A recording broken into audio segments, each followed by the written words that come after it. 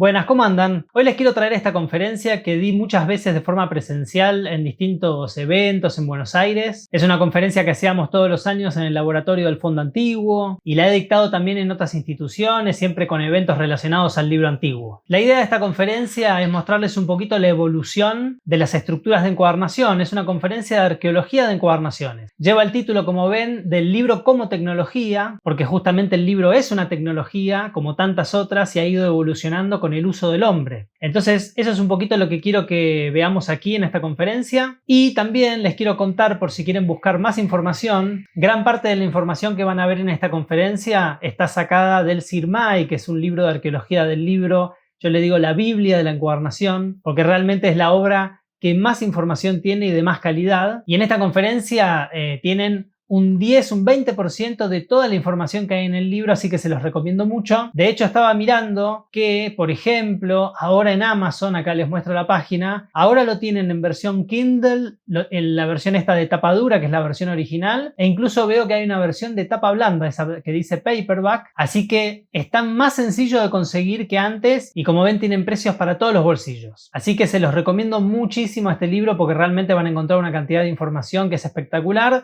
Está en inglés, pero creo que es bastante entendible. Vamos a ir entonces con la conferencia, espero que les guste y obviamente cualquier duda me lo dejan en los comentarios. Bueno, vamos a empezar entonces con la conferencia. Como les contaba, yo le puse este título del libro como tecnología, ahora van a descubrir por qué, y es de la evolución de las estructuras de encuadernación a lo largo del tiempo. ¿Bien? Bueno, la historia de las encuadernaciones empieza un poco aquí con las tablillas de cera. Estas tablas conviven con el rollo y con el códice hasta el siglo IV y también en general eran utilizadas para documentos.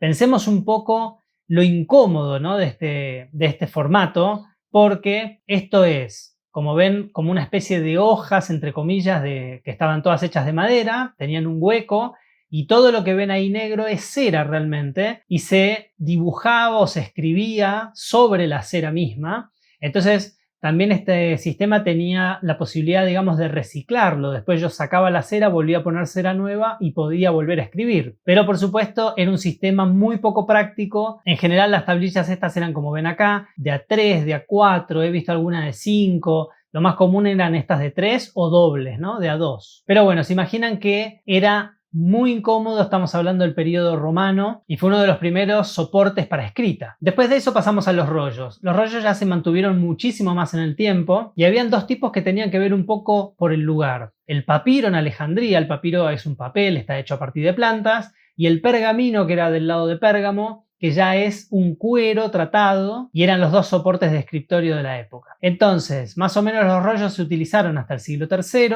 y acá también hay algo interesante de la historia, que es que se empieza a dividir el mundo entre el mundo católico y el mundo judío, y por supuesto el mundo musulmán árabe, y cada uno usó los soportes hasta distintos momentos porque también se iban escondiendo la información entre ellos. Entonces también era una forma de diferenciarse. Por eso acá se da esta información de que los judíos lo utilizaron hasta el siglo IX para diferenciarse del catolicismo. Pero el rollo era obviamente un soporte súper incómodo. Pensemos que estos rollos se acumulaban en las bibliotecas y se iban poniendo uno encima del otro, digamos, ¿no?, en esa forma. Entonces, bueno, como dice ahí, eran difíciles de almacenar, difíciles de transportar y también eran difíciles de leer porque podían algunos tener hasta 15 o 20 metros de extensión. Imagínense, abrir un rollo de esos, necesitabas 5 personas que te lo fueran sosteniendo.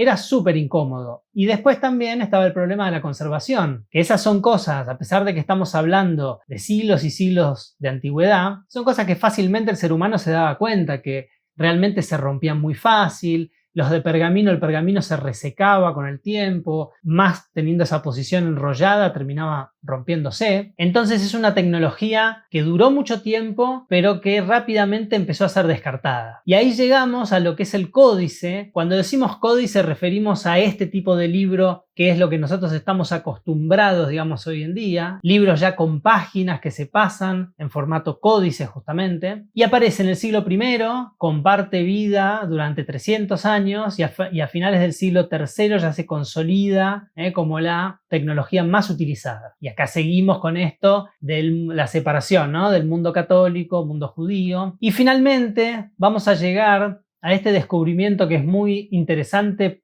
además por lo reciente, porque esto se descubrió recién en 1945, que son los que se consideran hasta hoy en día los primeros códices encontrados, que son los famosos Nag Hammadi. Fueron 13 códices de papiro que se encontraron, que datan de los siglos III y del siglo IV, o sea, antiquísimos, y han quedado rastros, como dice ahí, de manuscritos ya en el siglo II.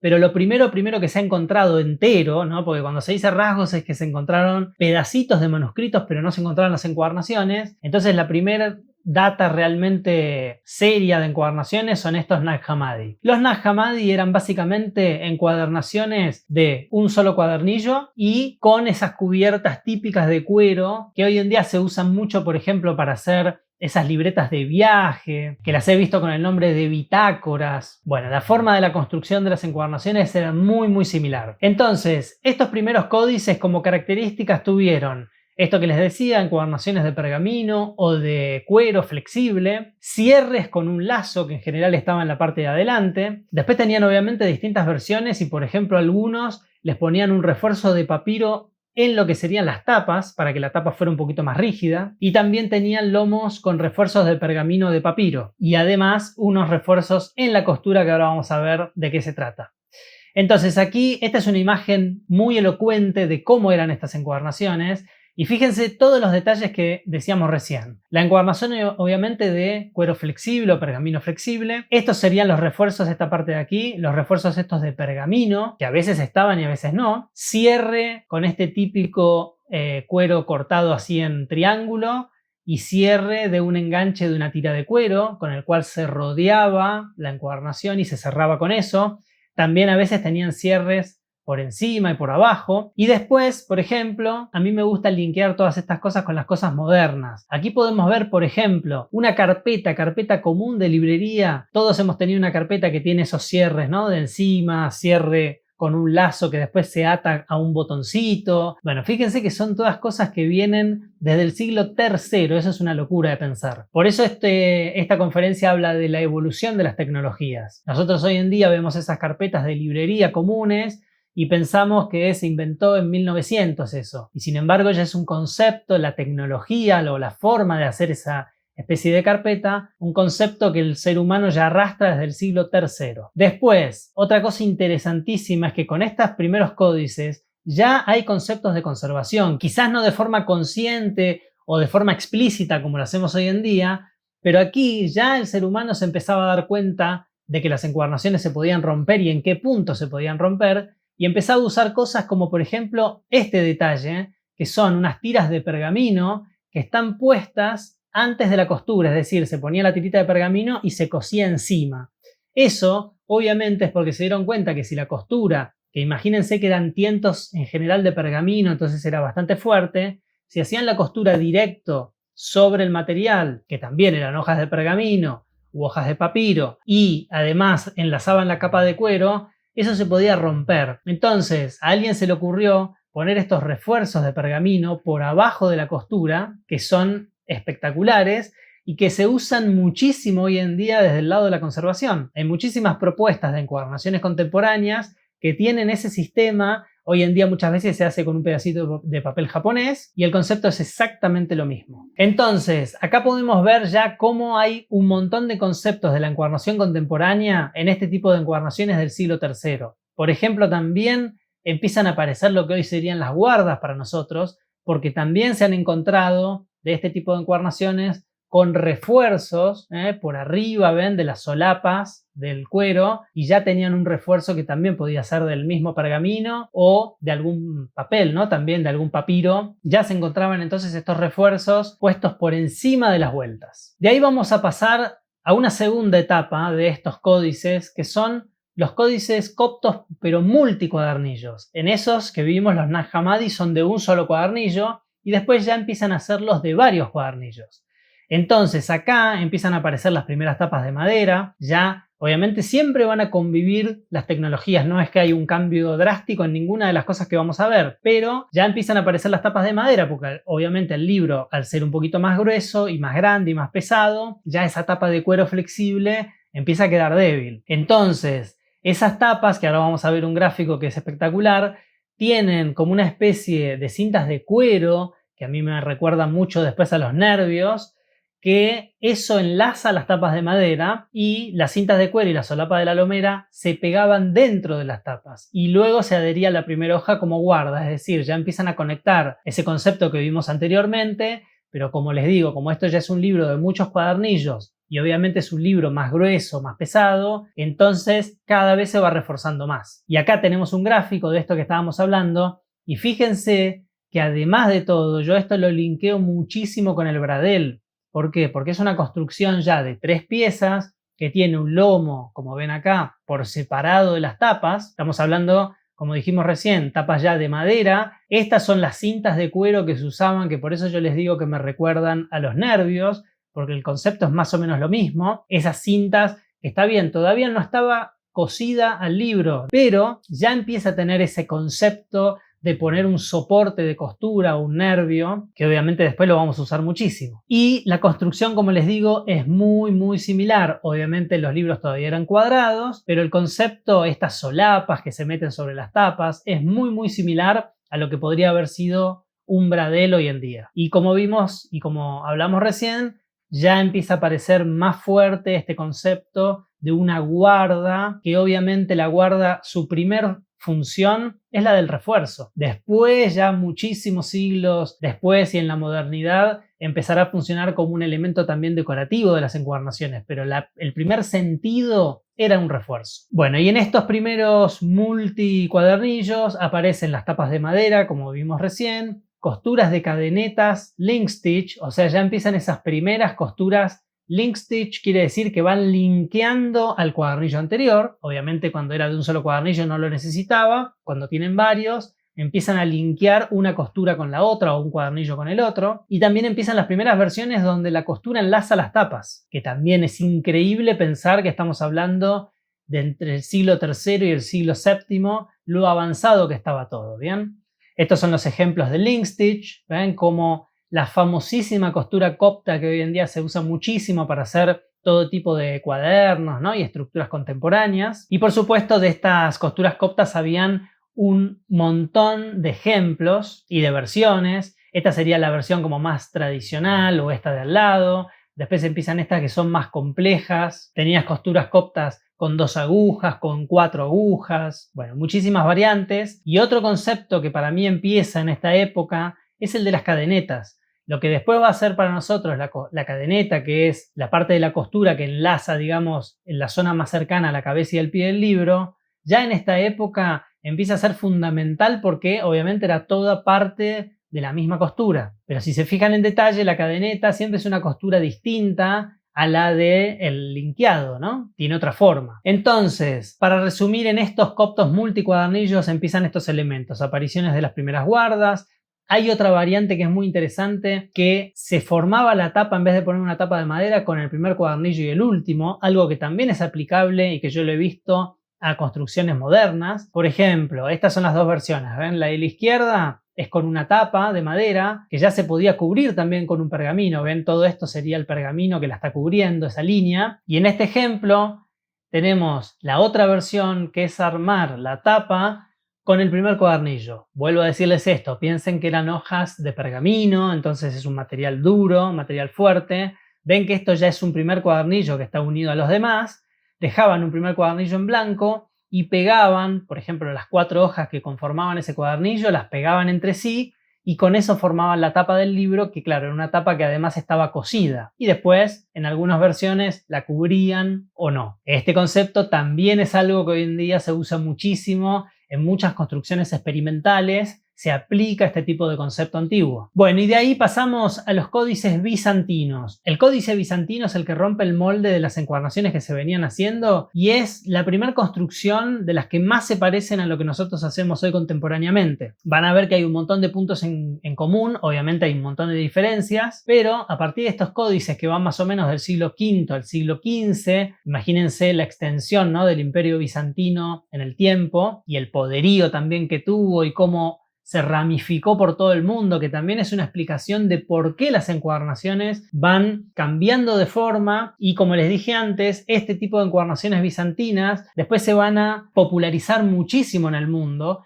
Y obviamente tiene que ver eso con la expansión del Imperio Bizantino y cómo llegó a muchísimos lugares del planeta. Entonces, este tipo de códices, bueno, acá un poco lo que les decía recién en las placas que van apareciendo, ¿no? La influencia es radical en la historia de la humanidad, obviamente, y en la historia de las encuadernaciones también. Es sin dudas el inicio de esta estructura, bueno, todo esto que ya se los conté. Y las encuadernaciones, que hoy en día se construyen con cadenetas, pero aparece la costura a la greca. ¿Qué quiere decir la costura a la greca? La costura a la greca es el famoso aserrado de los cuadernillos. El aserrado de los cuadernillos, que obviamente la mayoría lo conocen desde la encuadernación más moderna, ¿no? Podemos hablar del siglo XIX, por ejemplo, en donde las cuerdas de la costura, en vez de pasar por afuera y generar un nervio, se empiezan a meter adentro con bastante asiduidad, digamos. Siglo XVIII, más o menos, siglo XIX, es cuando también conviven esas dos tecnologías del libro con nervios y el libro ya sin nervios, pero ese libro sin nervios conserva la cuerda original y la cuerda está metida adentro. Todo esto van a encontrarlo más en profundidad, por ejemplo, en el curso de costuras de la escuela, que hablo más en profundidad de todos estos temas. Y también creo que en algún video de YouTube lo nombro. Entonces, eso del aserrado de la cuerda empieza en estos códices bizantinos. Ahora vamos a ver unas imágenes y van a ver que la costura, si bien no era una costura con cuerda, con soporte de cuerda, era una costura de cadenetas, pero que se metía adentro del papel. Acá podemos ver el ejemplo. Sigue siendo, esto me encanta porque es como se va enlazando la historia y, como les digo, cómo la evolución va siendo progresiva. La costura sigue siendo una costura de cadenetas, como los coptos antiguos, pero tiene ese concepto de meterse adentro del papel. ¿Por qué hacían esto? Porque los bizantinos lo que quieren lograr es un lomo liso. Por primera vez en la historia, ellos buscan primero cubrir con cuero la encuadernación. Por eso les digo que ya se empieza a parecer, entre comillas, con lo que hacemos hoy en día. Y quieren también lograr un lomo liso. En esta época van a aparecer los refuerzos en el lomo, por ejemplo, todas cosas que es un avance tecnológico impresionante. Entonces se les ocurre usar la misma costura que ya se venía usando, pero meterla adentro del papel. Otra cosa muy particular de estas estructuras y de estas encuadernaciones, ven que acá hay como una especie de unión, y es porque los libros, que tenían obviamente tapas de madera, se construían en dos mitades. Las construcciones bizantinas se empiezan a coser desde la tapa inicial, por ejemplo. Se cose toda esta mitad del libro y se cose la otra mitad por separado, desde la tapa hacia el centro, y después se unían esas dos mitades con una costura extra en el medio, ven que va enlazando, digamos, las dos cadenetas, y eso es lo que hace que, obviamente, como esto era un poco frágil, se les ocurra después poner un primer enlomado, que era una tela en general, para reforzar ese lomo, porque obviamente se daban cuenta que esa costura en el medio no era del todo firme. Entonces, aquí, bueno, en estas placas hablamos un poco de eso, tapas de madera agarradas por la costura, sin presencia de cejas, es importante, todavía no existen las cejas, o sea, las tapas son al ras del papel, y cabezadas estructurales que ahora vamos a ver. Eso de las cejas, se estima que ellos hacían las tapas, el libro era más grande que las tapas, y después se refilaba al tamaño de la tapa. Como la tapa era de madera, se seguía como guía, y se refilaba a ese tamaño. Y esto, bueno, lo que les decía recién de ese refuerzo en el lomo, que es una innovación total en esta época, porque antes los libros no tenían los refuerzos del lomo, todavía no existían. Después, en estos códices bizantinos, que también lo vimos en una placa anterior, aparecen las cabezadas,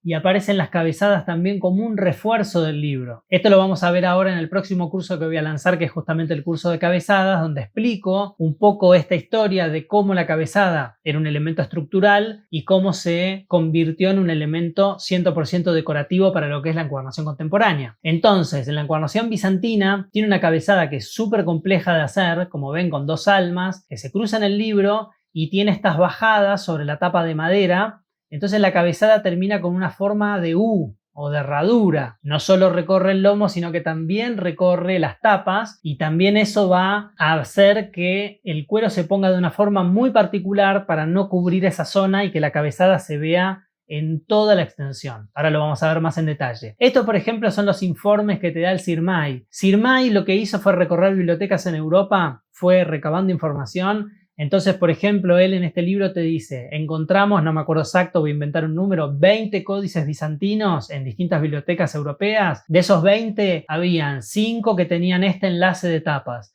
3 que tenían este y 4, ¿se entiende?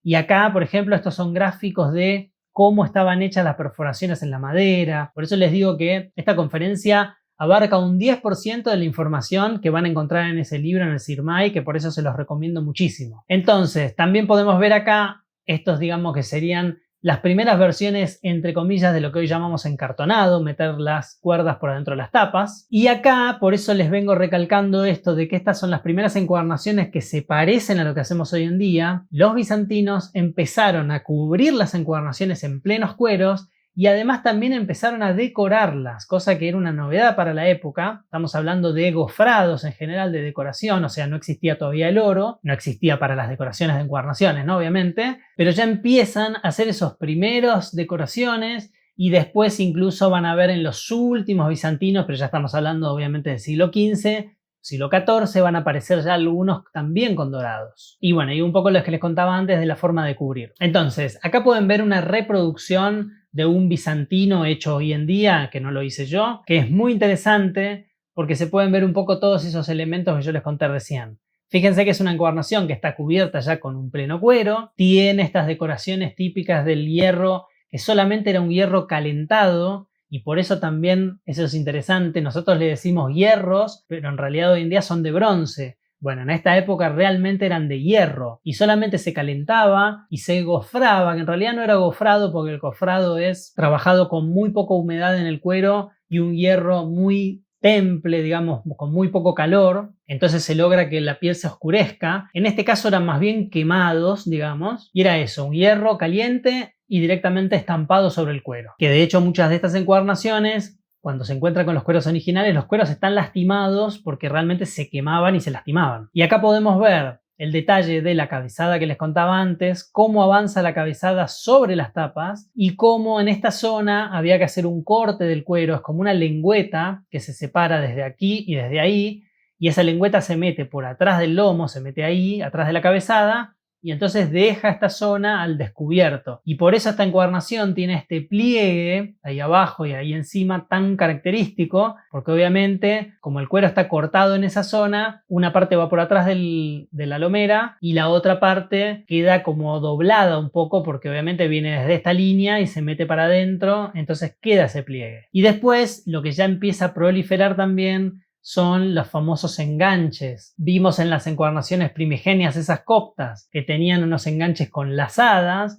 Acá ya empiezan a aparecer todos los bollones, las puntitas, ¿no? Para poder hacer enganches con herrajes. Bueno, una vez finalizado, digamos, ese periodo, pero en realidad, como les dije antes, en conjunción más o menos del siglo VIII al siglo XII, empiezan las encuadernaciones o aparecen las encuadernaciones carolingias. Entonces, la encuadernación carolingia, que presenta soportes por primera vez, todavía se cosía empezando de una tapa, cosía el libro y se seguía a la última tapa. Es decir, que hay una evolución de lo bizantino que se hacían esas dos mitades, ya un soporte externo, pero todavía se respetaba esto de empezar la costura desde una tapa y llegar a la otra tapa. Vamos a ver que en el próximo periodo, en el románico, eso cambia ya totalmente. Y en general, la costura es la que se llama herringbone stitch, que es la costura de espigas, bien como una V. Y obviamente al presentar ya los soportes de costura, las tapas ya se empiezan a enlazar de otra forma. Y esto es increíble porque también cambia toda la forma de armar estas encuadernaciones. Entonces acá podemos ver un ejemplo de eso, que es cómo está hecho con un doble soporte, que en general eran tiras de cuero, con esta costura que les dije recién de espigas, bien, que es parecida a la copta, pero la copta es como más redonda y esta es más en V. Y después los soportes de la costura van a enlazar a las tapas y ya no la costura. Esa es la gran diferencia del estilo carolingio. Acá podemos ver ejemplos, también lo mismo que les contaba antes, ejemplos del Sirmai de los distintos estilos de uniones a las tapas que hay, ¿bien? Y la encuadernación carolingia tiene una gran característica que la hace súper fácil de reconocer, que era esta cabezada formada con una lengüeta de cuero circular en general. A veces era cuadrada, pero la mayoría de las veces era circular. Y entonces también acá hay otra vuelta de tuerca, porque vimos antes que la bizantino ya empieza a usar cabezada, pero es una cabezada sobre un soporte de cuerda, digamos, en general. Acá ya hablamos de un soporte de cuero Entonces el cuero, si bien está cosido, ven que ahí se ven las lazadas y acá les demuestra también este gráfico cómo estaba cosido la cabezada y se juntaba, digamos, con la costura del libro, pero también ya empieza a tener ese concepto de pegar una cabezada, porque es una cabezada que en esta época todavía no se pegaba, pero sin embargo ya está puesta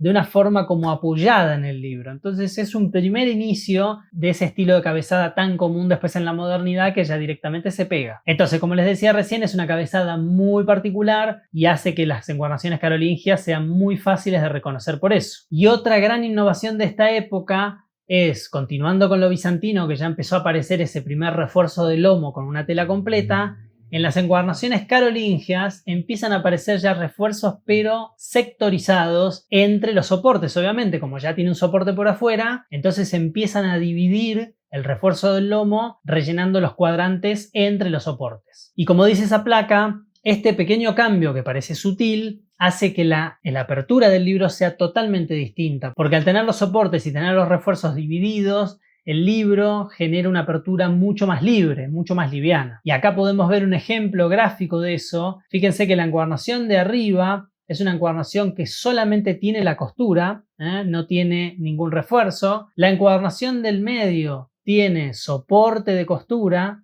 y ya, fíjense cómo cambia. ¿Ven? Esto sería como una costura copta, digamos, o una costura link stitch. Ven que el libro se quiebra como cuadrado acá encima. Cuando ya uno pone un soporte, el libro empieza a tener, o el lomo empieza a tener una forma un poquito más curva. ¿Por qué? Porque el soporte lo sostiene. Esa es la única diferencia, digamos. Entonces el lomo, de alguna manera, está un poquito más rígido y abre de una forma más curva. Y cuando yo agrego el tercer elemento, que es el de abajo, que es, además de tener el soporte, tener el refuerzo del lomo y obviamente tener un cuero que cubre, ven que estas tapas no están cubiertas, todo eso hace que el libro abra cada vez más curvo y se supone que ese libro va a soportar mucho mejor la tracción porque no se está quebrando como el de arriba. Eso es obviamente un tema de análisis hasta el día de hoy de las encuadernaciones, que se fueron variando los enlomados. Por ejemplo, el siglo XX se exageró con enlomados muy rígidos que después hicieron que se rompieran mucho los lomos. Bueno, es una compensación, digamos, entre una cosa y la otra. Si yo no le pongo ningún refuerzo, no le pongo adhesivo, el libro va a abrir muy plano, pero esa costura se va a forzar todo el tiempo. Cuando lo empiezo a reforzar,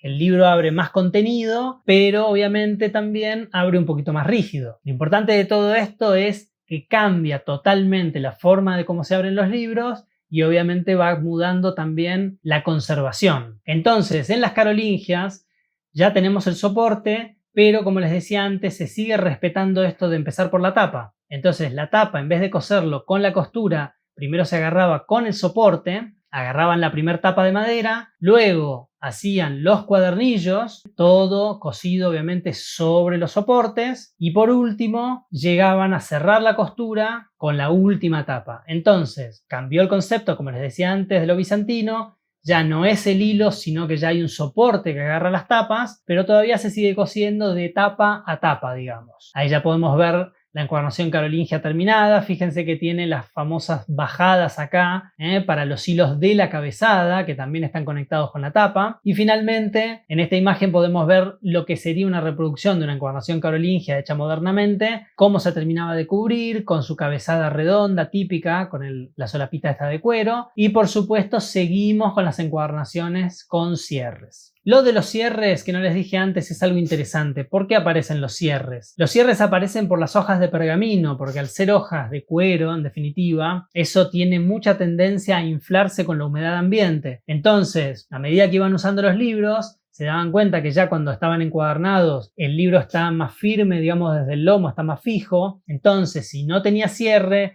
el libro producía este efecto, quedaba fijo por la costura del lomo y por el cubrimiento del cuero, y se terminaba inflando el pergamino y el libro se abría de esta forma. Entonces el cierre se populariza para mantener el libro bien apretado y que no produzca ese efecto, o que por lo menos haga que el cuero, que las hojas de pergamino trabajen menos. Eso es un poco la explicación de por qué los cierres cada vez eran más importantes. De ahí vamos a pasar a las encuadernaciones románicas. En el periodo románico, realmente las tapas se separan de la encuadernación o del libro. A este periodo se le adjudica la invención del telar. Entonces, cuando se inventa el telar, obviamente yo ya coser las tapas con el telar es muy incómodo. Eso es todo muy interesante porque, como les vengo diciendo, es una evolución de la práctica, de lo que el ser humano se da cuenta que no, esto no me sirve, entonces lo hago de otra manera. Como ya se cosía casi siempre con soportes, tener el soporte así que baila cuando es un soporte de cuero, si no está agarrado en un telar, es un poco incómodo. Entonces probablemente a alguien se le ocurrió, bueno, voy a sostener el soporte, lo voy a poner rígido, y habrá construido algo similar a lo que nosotros conocemos hoy como un telar. Pero claro, al hacer eso le quedó el soporte mucho más cómodo, pero se dio cuenta que ya no podía coser las tapas juntas o adentro del telar, porque obviamente eso también es muy incómodo. Entonces eso también hace que cambie totalmente, o sea, se une la costura con el telar para que sea más fácil la costura, pero eso genera que las tapas se cosan después. Entonces obviamente yo tengo que adaptar un método nuevo para poder coser el cuerpo del libro por un lado y agregar las tapas una vez que ya tengo el cuerpo del libro cosido. Es una evolución súper interesante y que se da en esta época románica. Y además otra cosa que se agrega es que además de los soportes de cuero empiezan a aparecer los soportes de cuero a la lumbre, que es ese cuero blanco que se usa hoy en día mucho para la conservación. Entonces, en esta época también se encontraron muchos ejemplares con costuras de cadeneta, con costura recta empaquetada, o sea, se empiezan a mezclar todas las costuras del pasado con estas costuras nuevas. Piensen que acá ya estamos hablando más o menos entre el siglo XI y el siglo XIV, convive obviamente con lo bizantino, como vimos antes, que llega hasta el siglo XV, entonces se empiezan a entremezclar todas las cosas. Por eso en esta época se han encontrado estructuras o libros que tienen distintas formas de costuras. Y otra cosa que es muy simpática de esta época es que se encontraban ejemplares en los que cada soporte está cosido individualmente. Imagínense esto, en vez de tener, por ejemplo, 3 soportes y hacer la costura como la hacemos hoy en día, que uno recorre todo el largo del cuadernillo, cada soporte se cosía de forma individual. Y eso, por eso lo digo ahí en la placa, recuerda a lo que hicieron después las máquinas, después de la revolución industrial. Las máquinas que cosen los libros en general hacen eso, no cosen con soporte, pero generan una línea de costura por cada, digamos, línea, y es totalmente independiente de las demás. Entonces son cosas que van haciendo que nosotros podamos relacionar algo que está hecho entre el siglo XI y el siglo XIV con cosas que se han hecho mucho más modernamente. Y acá en este gráfico podemos ver un ejemplo de esto que les digo, de cómo se van mezclando las costuras de las épocas anteriores o de la misma época pero en lugares distintos del mundo. Y por ejemplo, como les decía recién, el soporte más común sigue siendo este soporte de cuero. Esto es una tira de cuero y esa línea que ven en el medio es un corte que hace que se abra un poquito en el medio, entonces vos podás pasar la costura por el medio. Y fíjense como acá hay 3 versiones de costura distintas. La costura en espigas, que veíamos en las estructuras anteriores, una costura que ya es una costura empaquetada pero que no se cubre todo el soporte, sino que se hace solamente una puntada por cuadernillo, y también se encuentran costuras empaquetadas donde se empaquetaba todo el soporte para darle más firmeza, que obviamente es lo que después se va a seguir haciendo durante siglos y se va a pasar después al soporte de cuerda. Bueno, acá podemos ver en esta placa también algunas imágenes distintas de los soportes, de cómo se enlazaban, y esta tiene un poco que ver con eso que les decía de cómo se cosía un soporte de forma individual también. Porque esa costura ven que no sigue para los costados, ninguno de los dos ejemplos sigue para el costado, sino que solo agarra el soporte y va a ir, digamos, subiendo por los distintos cuadernillos y va a generar una unión que es totalmente independiente. Y en las encuadernaciones románicas también se da una evolución que a mí me parece súper interesante, que tiene que ver por cómo se cosían y cómo se cosían las cabezadas. Este gráfico lo refleja porque piensen esto, las primeras costuras de estas épocas, ¿qué hacían? Cosían con la misma costura todo el libro, inclusive las cabezadas. ¿Y eso qué generaba? Que obviamente, yo creo que se dieron cuenta rápidamente que cuando se rompía la costura de la cabezada, que la cabezada está muy externa, se rompía la costura de todo el libro. Entonces eso hace que, primero, por ejemplo, se intente poner la cabezada, como muestra este gráfico, en vez de expuesta en la parte de encima del libro, se ponía más como en la parte de atrás, o se escondía un poquito contra el lomo del libro. Por eso estas encuadernaciones tienen muy comúnmente mucha pronunciación, digamos, ¿no? En las puntas. Después eso, bueno, no gustaba tanto, entonces se buscaba otro método, se vuelve a esta parte, ven que se hacía como una especie de corte, a veces en las hojas del papel o en la tapa de madera, se apoyaba ahí, pero ven que acá hay una unión. ¿Por qué? Porque esto se le hacía como una especie de refuerzo entre lo que era la costura, digamos, primigenia, y una segunda costura que solo agarraba la cabezada para poder reforzarla, por esto que les decía antes, de que no se rompiera la cabezada y se rompiera todo el resto. Después evoluciona a otra forma, que es una forma en realidad mucho más lógica de que esto no se rompiera, y que es lo que hacemos hoy en día, que es coser la cabezada de forma independiente. Y acá fíjense que todavía está de forma independiente, pero linkeada a la costura del libro, y después ya viene otra evolución que es ya directamente totalmente independiente, que es lo que hacemos hoy en día. Entonces, de esta forma, ya si a mí se me rompía la cabezada, el libro no se descosía porque eran dos costuras, como se ve acá, totalmente independientes. Por eso vuelvo a poner hincapié en que todas estas cosas evolucionan según el uso y según cómo el ser humano se va dando cuenta cuáles cosas funcionan y cuáles no. Y después en este periodo también, que como ven es un periodo de grandes cambios, aparecen las primeras tapas biseladas. Siempre hablamos de tapa de madera, pero antes las tapas eran totalmente cuadradas. Acá ya se empieza a tener esa idea, esa noción de que si yo biselo un poquito en la madera, la tapa tampoco va a destruir al cuero, entonces todo eso hace que la conservación del libro sea mejor y también es un poco más agradable para agarrar el libro. Entonces empiezan ya los distintos tipos de biselados de las tapas y después aparece otra cosa que es increíble cómo aparece, que son las cejas, lo que para nosotros hoy en día es tan común, que la tapa del libro tiene que ser un poquito más grande que el cuerpo del libro para que lo proteja, entre otras cosas. Como vimos antes en lo bizantino, las tapas o el libro en realidad se cortaba al tamaño de la tapa de madera recta. En cambio en las románicas, como ya las tapas se cosen después que el cuerpo del libro, se supone que la ceja aparece de forma accidental, como dice ahí, porque le quedaba un poquito más grande. Imagínense que estamos hablando también en épocas en las que el trabajo se dividía. Ya en esta época se empieza a ver, por ejemplo, a la mujer que la obligaban o la ponían ahí a coser los libros. Cuando uno ve esos grabados antiguos, siempre hay una mujer cosiendo, haciendo la parte de la costura. Entonces, eran como cosas separadas. El que ponía el cuero siempre que estaba al final del proceso. Eso, más la poca tecnología de la época, más que se recurría a otros artesanos, porque a veces las tapas de madera las hacía el artesano que trabajaba la madera y después se unía, digamos, a lo que era el taller de encuadernación. Entonces a veces esa tapa quedaba un poco grande, al no tener ese control de que estaba junto con el libro, y en ese quedar grande aparece la ceja, pero claro, después se dan cuenta que la ceja es muy práctico para que no se rompan las hojas del libro. Entonces ya se adapta o se adopta como una tecnología, algo que entre comillas, surge como un error. Bueno, en este gráfico podemos ver un poquito esto que les digo de cómo evoluciona. Fíjense, es súper interesante esto, como les dije antes, de las estadísticas del SIRMAI. Este gráfico lo refleja muy bien porque, como les vengo diciendo, no todas las tapas estaban biseladas tampoco, recién empiezan. Y fíjense que de lo que encontró SIRMAI,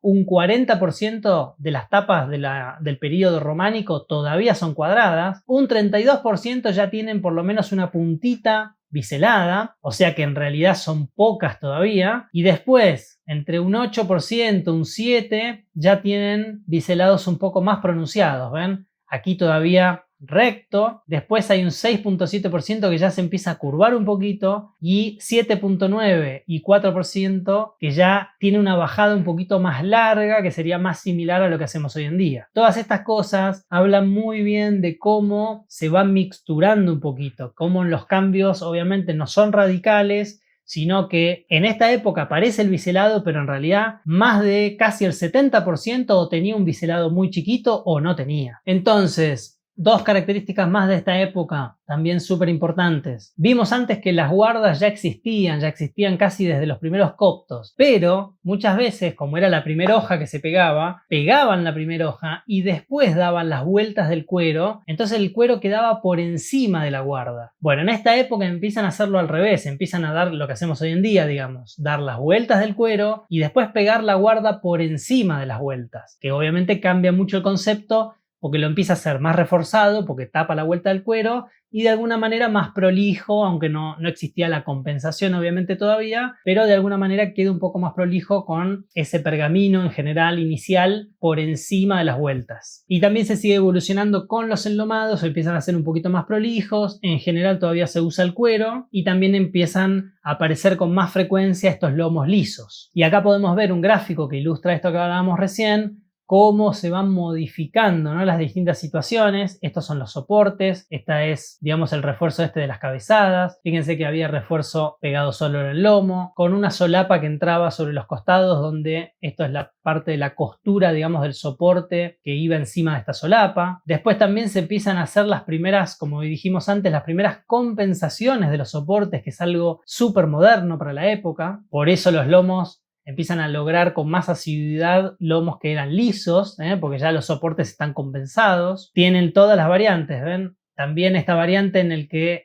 el cuero o el enlomado, digamos, va por encima de los soportes, no se compensa, entonces genera como nervios. Otra variante más se encuentra Sirmay con un refuerzo de cuero en los costados, más el otro refuerzo por encima. Todo esto estamos hablando del lomado, no es el cuero. Y finalmente aparecen ya estos, que acá sí tenemos el cuero puesto por encima, con las famosas solapas de cuero muy típicas de la época, y otra vez combinando con esto de los enlaces desde las cabezadas. Son todas distintas variantes del lomado y de utilización del cuero. Y acá podemos ver una imagen de una encuadernación románica de época. Está súper interesante, si ven está en blanco y negro, se ve perfecto cómo tiene, ¿ven? El soporte dividido al medio, la costura empaquetada que ven que está cubierta, bien cubierta, una empaquetada al lado de la otra, y se juntan obviamente en el centro del corte del soporte, cómo el soporte está enlazando a las tapas de una forma bastante similar a la que se hace modernamente, pasando por un hueco en la tapa de madera y saliendo por el lado de afuera de la tapa. Esta encuadernación obviamente ya no presenta las cabezadas, pero podemos ver ahí el surco de la tapa por donde se enlazaba en general el cuero o el soporte de cuerda que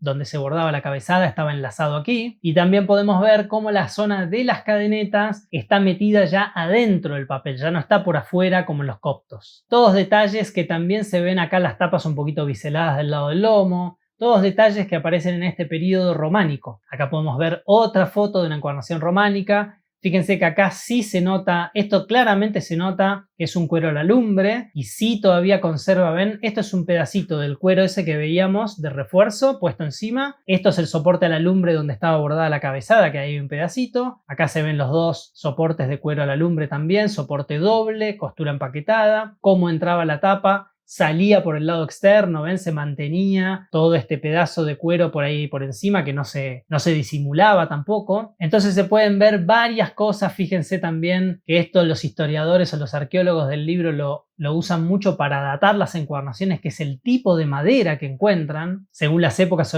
obviamente habían distintos tipos de madera, y también se puede notar perfectamente cómo las tapas ya están bastante biseladas, ¿ven? Ahí toda esta zona se nota perfecto como ya tiene una caída de bisel en las tapas de madera. Bueno, y después de este periodo llegamos al periodo gótico. El periodo gótico es el gran referente de las encuadernaciones, digamos, modernas, es el que marca realmente el inicio, que ya había empezado en lo románico, pero aquí se acrecienta y se hace cada vez más firme, de ya un estilo de encuadernación muy similar a lo moderno. Por supuesto, este periodo está marcado por la invención de la imprenta, que cambia radicalmente la producción de los libros. Piensen que el libro que estábamos hablando antes era un libro de hojas de pergamino, que ya de por sí el pergamino tenía una producción de muchísimo tiempo. Después, en general, eran libros que estaban manuscritos, entonces ya tenías el escriba, la persona que se dedicaba solo a escribir todo el libro, y después eso recién ahí llegaba al encuadernador. Entonces, todo eso, un libro, tenía una producción que estamos hablando a veces de años, con lo cual, ¿qué pasaba? Al encuadernador le llegaba un libro cada tanto, no tenía que encuadernar muchísimos libros juntos. Bueno, eso es una de las cosas desde el punto de vista de la encuadernación que cambia la imprenta. La imprenta hace que el libro se empiece a masificar.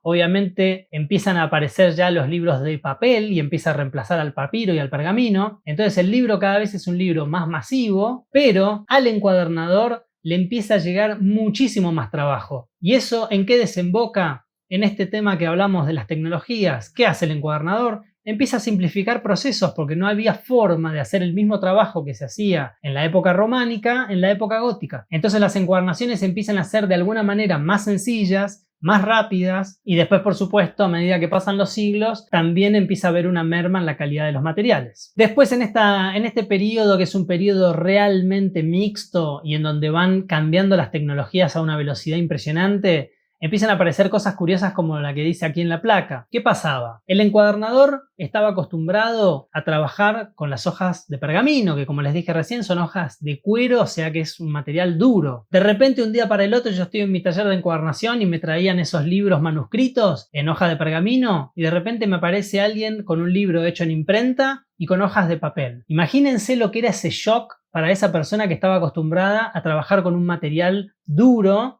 trabajar con el papel que era súper blando, papeles de trapo, estaba todo hecho con algodón, con lino, o sea, era un papel súper suave, nada que ver con el papel de madera, digamos, después de la Revolución Industrial. Entonces, ese encuadernador se encuentra con un material con el que él trabaja encima, que es súper blando para él, para lo que estaba acostumbrado, ¿no? Entonces, por ejemplo, el encuadernador, ¿qué empieza a hacer? Empieza a prestar el papel. Esto es increíble porque genera o empieza la utilización de las prensas. ¿Qué pasaba? Para darle más dureza a ese papel que le parecía que era muy blando, hacía un apresto de cola animal y después lo tenía que poner en prensa porque obviamente el papel se inflaba y para que quedara bien compacto lo ponía en prensa. Entonces, esto que hoy en día es tan normal, entre comillas, de los encuadernadores de prensar los libros, surge por una necesidad puramente de cambio de tecnología, de una tecnología que la gente todavía no terminaba de aceptar. Y de la misma forma aparece otro elemento que hoy en día es muy común, que son las hojas de respeto.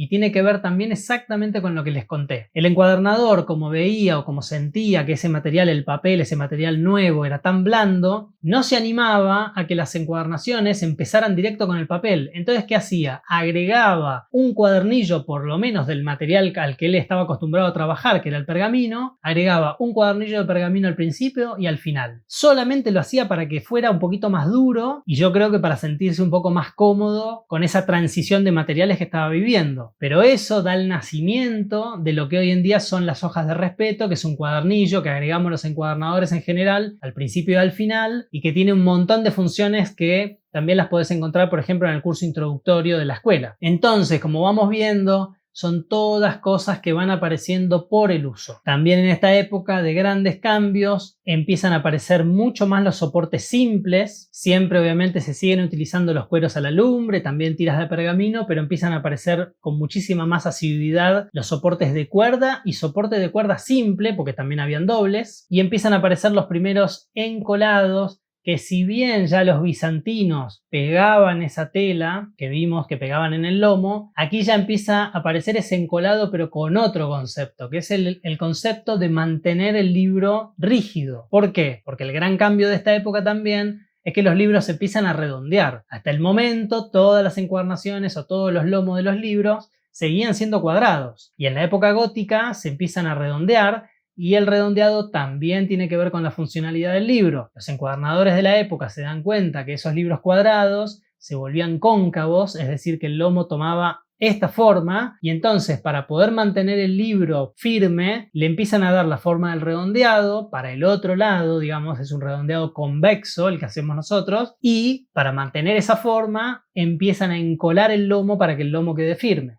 Y también, sumado a eso, empiezan a aparecer, que ya existían, digamos, en el periodo románico, pero empiezan a aparecer con más asiduidad los refuerzos, en este caso tiritas de pergamino. Fíjense que acá es un pergamino reutilizado, un pergamino que había sido utilizado para escribir sobre él, lo reutilizaban para hacer refuerzos, y todo esto tiene que ver con lo mismo, tiene que ver con que el lomo se encolaba para que quedara más duro, se le ponía, imagínense un refuerzo de pergamino súper duro, más el encolado, estamos hablando por supuesto de cola animal, entonces todo eso hacía que el lomo quedara bien duro. Y en esta foto también podemos apreciar perfectamente cómo tiene ya soportes de cuerda, soporte doble de cuerda, costura empaquetada, pero no completa, sino separada. Y si se fijan, ven que está como cruzada también. Eso porque se hacía de un lado, del otro y se iba cruzando y no se pasaba a veces por todos los cuadernillos. Bueno, acá en este gráfico podemos ver las variantes de soportes. Este es el típico soporte que veníamos viendo de cuero,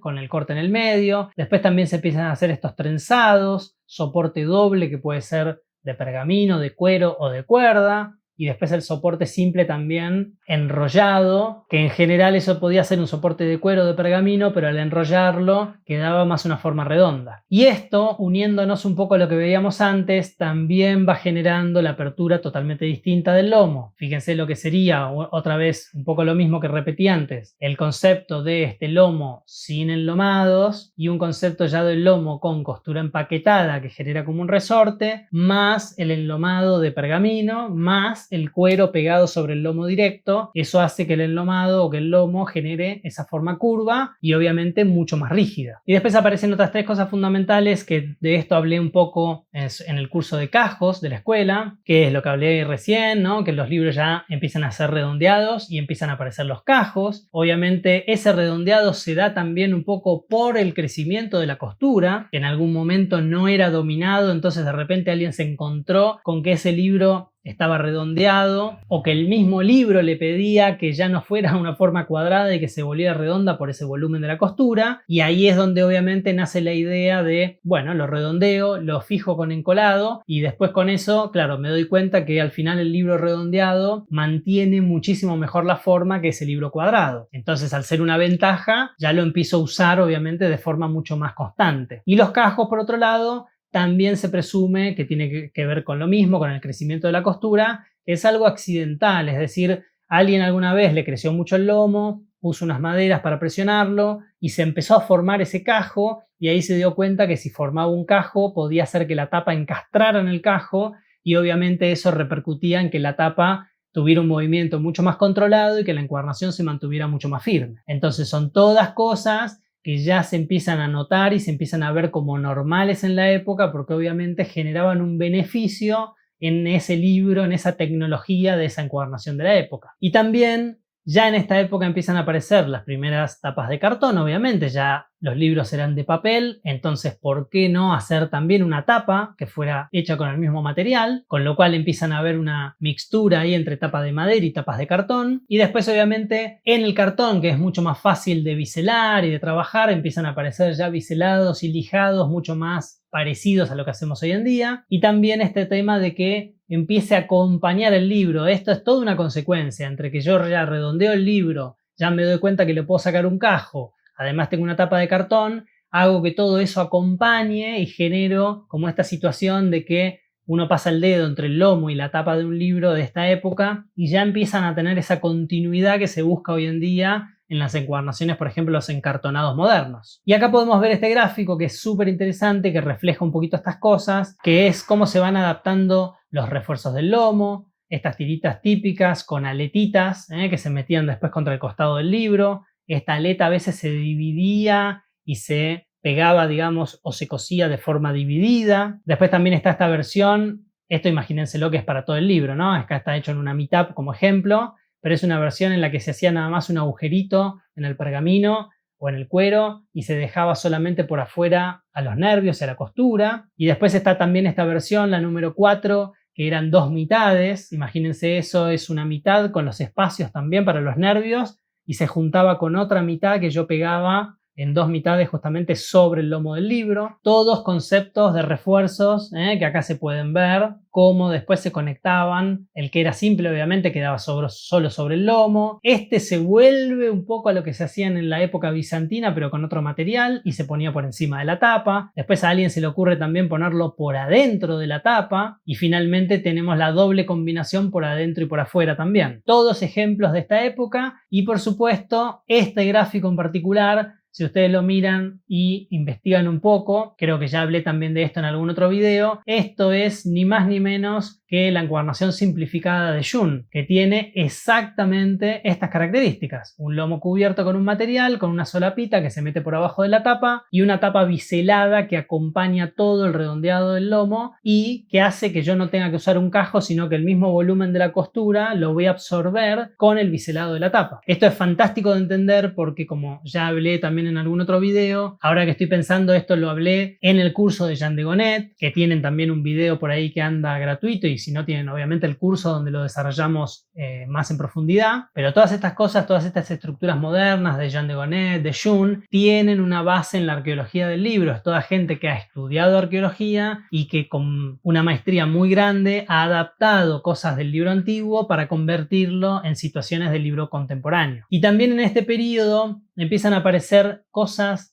de conservación desde el lado del mantenimiento de los libros. Esto también es súper interesante porque en los periodos anteriores era un poquito todavía más complejo, ¿no?, de analizar. Por el crecimiento, como dijimos antes, exponencial de los libros, imagínense las bibliotecas, que lo normal, al principio se acuerdan, los rollos todos puestos uno arriba del otro. Después empieza el libro de códice, pero el libro de códice era también muy grande, muy pesado, se ponía en posición horizontal, no se ponía en posición vertical. Entonces se iba acumulando uno arriba del otro, que obviamente si yo necesitaba sacar el de abajo de una pila de libros era súper incómodo. Ahí empiezan, cuando yo ya tengo más libros, también el libro ocupa menos espacio en posición vertical, entonces empiezan a almacenarse las bibliotecas como conocemos hoy en día con los libros de forma vertical. Pero ¿eso qué hace? Que el libro de forma vertical, si el libro no tenía cejas, el papel se lastima mucho, porque el papel, cuando yo saco el libro, roza la biblioteca, ¿no? Entra y sale y todo el tiempo está tocando el papel. Entonces ahí la ceja, esa ceja que surgió de forma accidental, que obviamente ya se empezaba a popularizar porque se daban cuenta que protegía el libro, cuando ya las bibliotecas son todas verticales, obviamente la ceja es fundamental. Y todo esto que les contaba antes del redondeado, de los cajos, de la fijación del lomo con los encolados, también es fundamental. ¿Por qué? Porque cuando yo paso a poner el libro vertical, esta encuadernación que todavía había, que era cuadrada, ahí es donde el libro, cuando está parado por el peso del libro, se vuelve más cóncavo el lomo. Entonces, al ver ese defecto, si yo ya interpreté que si la encuadernación tiene redondeado y está encolada, se mantiene más firme, más las cejas, entonces obviamente me va a convenir hacer todas mis encuadernaciones con lomo redondeado y con encolado en el lomo. Es algo, digamos, normal que haya evolucionado para ese lado por el tema de que los libros estaban de forma vertical en las bibliotecas y se daban cuenta que aguantaban muchísimo más el paso del tiempo de esa forma. Y también en esta época se empieza a modificar el tema de las cabezadas. La cabezada, que era, como vimos en algún momento, totalmente estructural, ya en los góticos empiezan a aparecer las primeras cabezadas que ya no están conectadas con las tapas del libro, con lo cual son solo decorativas, como hacemos hoy en día. Y por supuesto es una época en la que se populariza muchísimo el uso de los bollones, de las puntas, de los herrajes metálicos, que ya venía desde siglos anteriores, pero en el gótico hay una explosión de diseño, sobre todo, que podemos ver un montón de variantes que ya se hacían labrados en el metal. Ya además era un elemento decorativo. Piensen que, por ejemplo, los bollones, es para apoyar el libro, digamos. El nacimiento es porque, sobre todo en las iglesias, se ponía el libro, ¿no? Se abrían esos misales gigantescos, entonces si se apoyaba directo con el cuero se lastimaba. Con estos bollones hacían que se apoyara en el metal. Bueno, era una forma de protegerlo, proteger las puntas, pero ya que estamos también lo decoramos, entonces empieza a aparecer toda esta gama de bollones, de herrajes, y hace que cada vez esto sea más amplio y más común en la época y que tenga esa doble función entre estética y conservación. Acá podemos ver una encuadernación gótica, que esto es de la Biblioteca Nacional de Suecia, que tiene unas fotos muy lindas en su página. Una encuadernación gótica de época que se puede ver perfecto. Ven que ya el libro no tiene un redondeado súper contundente, pero ya está redondeado claramente. La encuadernación ya tiene cejas en sus tapas. Fíjense que el cuero también está totalmente decorado. Por supuesto, soportes de cuerda, costura empaquetada, el pedacito ese de pergamino que veíamos en la foto anterior, o sea que esta encuadernación obviamente tenía el lomo reforzado. Acá podemos ver otra imagen en la que nos damos cuenta que el lomo efectivamente está redondeado, y si se fijan en detalle, ahí tiene como un pequeño falso cajito y tiene un poco la tapa biselada para que acompañe a ese cajo. Y esta es una encuadernación de las que se llaman posgóticas, o sea, Ya es un gótico más centrado, ven, desde el siglo XIV hasta el siglo XVII, un gótico mucho más moderno, que sigue siendo un gótico, pero cada vez se parece más a las estructuras contemporáneas. Fíjense que la cabezada acá se nota que es independiente, y con el detalle que obviamente es muy simpático de la famosa cadena, porque los libros lamentablemente ya se robaban desde épocas inmemorables de las bibliotecas. Entonces lo que hacían era encadenar el libro, era solamente eso, una medida de seguridad, la alarma de la época. Encadenaban el libro a la típica mesa donde se leían. Entonces las cadenas eran un elemento también muy común en este tipo de encuadernaciones, que como ven está puesta directamente ensamblada en la tapa de madera. Acá podemos ver una foto completa de ese ejemplo. Fíjense acá cómo se ven bien todos los bollones típicos, bien decorativos, la encuadernación cubierta con un pleno cuero. Estos son los vestigios, porque acá falta el cuero y está el pergamino que estaba abajo, que también es un pergamino reutilizado. Y esta es una reproducción moderna de una encuadernación gótica, con este detalle típico que les decía antes, que los biseles de las tapas eran bien profundos. Este es un estilo de encuadernación gótica muy común, que tiene esto, ven, ahí y en los cuatro cantos, también todavía de tapa de madera, y se hacía esa bajadita con los bollones, los herrajes, el cuero ya, el nervio bien definido sobre los soportes. Bueno, y ahí ya pasamos a las encuadernaciones a partir del siglo XVIII, que es donde todo va cambiando. Ya en esta época estamos hablando de un libro que realmente era muy masivo, entonces obviamente las encuadernaciones, como dijimos antes, cada vez van siendo más simples, pero ahora sí realmente se nota una merma realmente notable, ¿no? En los materiales, en las estructuras. Todo se va acomodando, obviamente, ¿no? a los cambios sociales de las épocas. Veníamos, en general, como vimos recién en ese gótico, lo más común eran soportes dobles. Ya a partir del siglo XVIII lo más común es un soporte simple, por supuesto de cuerda y ya no de cuero, cabezadas de adorno, como venimos hablando. Y esto sería un gráfico, digamos, de lo que sería una encuadernación a partir más o menos del siglo XVIII. Fíjense, esto es súper interesante de analizar también. Conceptualmente, a esa encuadernación gótica no hay tantos cambios. ¿Por qué? Porque el libro sigue siendo redondeado, tiene cajos, son cambios, digamos, en cómo se utilizaban las cosas. Acá ya el cajo, ya obviamente lo tenían totalmente estudiado, entonces era un cajo bien marcado. La cuerda, como dijimos recién, era una cuerda simple, pero sin embargo se metía por adentro del cartón. De acá deriva la famosa palabra encartonado que usamos hoy en día en el idioma español, que quiere decir que el soporte está por adentro de las tapas. Como la tapa es de cartón, por eso encartonado, como que se mete por adentro del cartón, pero todo esto venimos viendo que viene de la época de la tapa de madera. Y como les decía recién, acá obviamente los soportes en general van a ser soportes simples, costura empaquetada que se sigue manteniendo, cabezadas totalmente independientes, y aparece también un nuevo elemento en este tipo de estructuras que son las gracias de los libros, este corte que se hace acá en las tapas, que cambia totalmente la forma. Ahora vamos a ver una imagen. Esto es de las cabezadas, esto que les decía recién, cabezadas totalmente independientes, si bien están con los famosos anclajes, o sea, están agarradas al libro, pero ya no pertenecen o no se agarran a las tapas del libro, solo al bloque. Distintos estilos, obviamente, cabezadas que se bordaban incluso por arriba del cuero, cabezadas con alma redonda, alma cuadrada, después las típicas de alma redonda, y esto obviamente sigue evolucionando, cabezadas de estas de 2 pisos, ya este tipo de cabezadas que son cabezadas que se bordan por afuera del libro y después se pegan, y llegamos obviamente a la cabezada totalmente pegada de tela, ¿no? Muy común. De todo esto vamos a hablar un poquito más en profundidad en el curso de cabezadas. Y un gran cambio es esto que les decía recién de los cajos. El cajo cada vez en esta época va llegando más a los 90 grados. Acá podemos ver un poquito esta evolución que yo les vengo contando, que es el libro cuadrado, típico, con tapa de madera cuadrada que se volvía cóncavo, el lomo se iba para adentro. Se dan cuenta de eso, empiezan a redondear el libro, que en realidad, como les dije, se redondeó por un accidente, por el volumen de la costura. ¿Y por qué? Por el traspaso. Ahí también influye el traspaso del pergamino al papel, ¿no? Obviamente el hilo sobre el pergamino no tenía prácticamente volumen, en cambio el hilo sobre el papel empieza a generar este redondeado en el lomo. Entonces ahí el libro se empieza a redondear. Como se redondea, lo tengo que compensar de alguna manera y empiezo a generar este bisel en la tapa para que se acomode un poquito mejor. Cuando ya me doy cuenta de eso, paso a esta situación, entonces hago un bisel más pronunciado. Como ya me di cuenta que con la costura genero volumen, genero un poquito más de volumen, y hago un cajo 45, que era típico de la época gótica, y la misma tapa de madera se me acomoda a mi cajo de 45, y después ya voy a pasar a este cajo de 90 porque ahora mi tapa es de cartón. Entonces también en el cartón obviamente al principio se hacía lo mismo, ¿no? Ángulo de 45, cajo de 45, pero después también por la evolución de las prensas, que eso lo cuento un poco en el curso de cajos, el cajo empieza a ser cada vez más a 90 y ya la tapa de cartón entonces termina siendo, digamos, lo que hoy usamos hoy en día, que es un cajo bien marcado a 90 grados. Bueno, esto es una pequeña evolución de esto mismo que les digo. Ese primer cajo del siglo XVI, en este caso, ¿no? Apenitas marcado. Este cajo a 45 con la tapa biselada. Este cajo que ya empieza a tomar forma de 90, pero si ustedes ven este punto de abajo es un poco redondeado porque las prensas eran todavía cuadradas.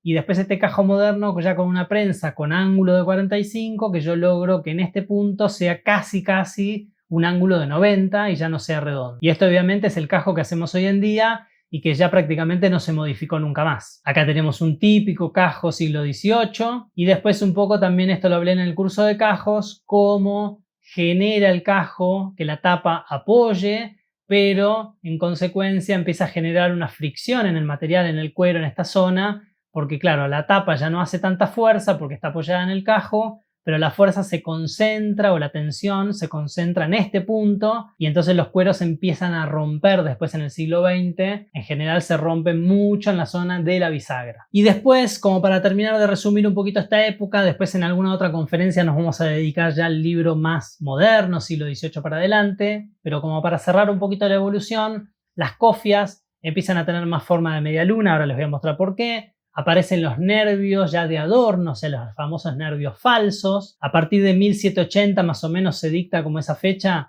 aparecen las gracias, que es un corte en el costado, digamos en el borde del vértice del cartón. Y la gracia genera este pasaje. Esto sería lo que decía recién la placa, que es una cofia de forma de herraje, digamos. Ven que tiene continuidad en esta zona, es como una especie de herradura totalmente redondita con forma de U, pero a partir del 1780 empiezan a aparecer las gracias, que es ese corte en el cartón.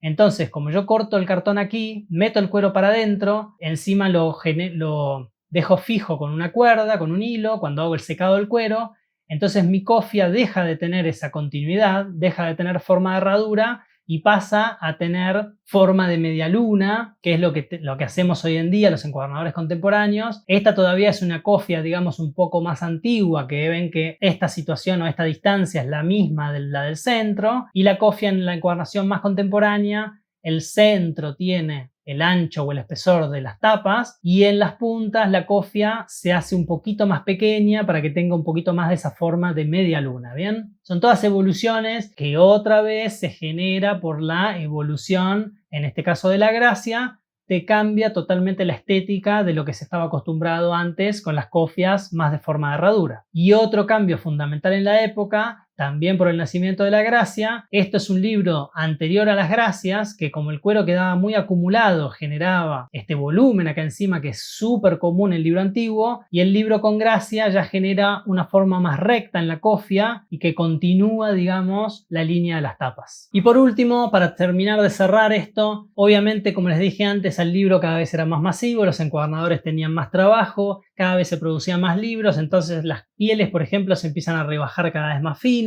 ya empiezan a aparecer obviamente después de la revolución industrial las primeras máquinas, con lo cual ya el encuadernador deja, por ejemplo, de hacer todo el rebajado manual, empieza a rebajar las pieles con máquina directamente. También por lo mismo de la revolución industrial empiezan a diferenciarse los curtidos, y los curtidos que antes eran totalmente artesanales pasan a ser curtidos un poquito más industriales, con lo cual son peores curtidos obviamente, los cueros empiezan a durar menos en el tiempo y obviamente también en esta época ya empiezan a aparecer otro tipo de adhesivos. Veníamos con la cola animal, ¿no? De origen animal, empieza a aparecer la utilización mucho más del engrudo y después vamos a llegar obviamente en la modernidad a la utilización del PVA y la metil, pero eso ya hablamos del siglo XIX para adelante. Entonces con esto creo que terminamos y cerramos un poquito la historia esta de las estructuras. Aquí cerramos con mi logo viejo porque esto, como les digo, es una conferencia que yo di durante mucho tiempo y quedó ahí con el logo todavía antiguo, pero bueno, creo que les da una idea de cómo evolucionan las estructuras y cómo evolucionan por el uso, que eso es lo que a mí me parece más interesante. Y acuérdense que tienen esta opción de tratar de conseguir el libro de Sir Mike, que les va a agregar